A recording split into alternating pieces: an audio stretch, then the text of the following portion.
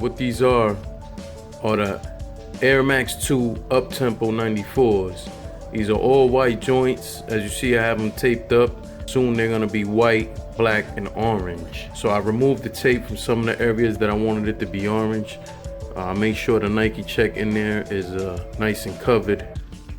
Most of the areas, with the exception of the tongue, but most of the areas you see that are exposed, those are the areas that's gonna be orange.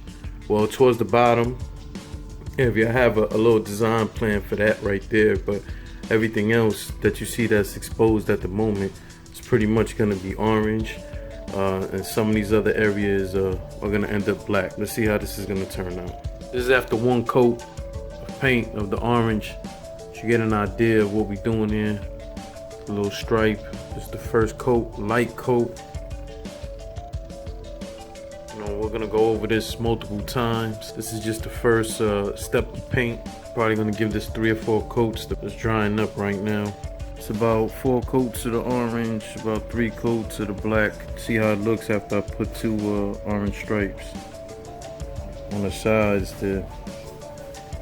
So looks like it's all coming together. Very good and dry.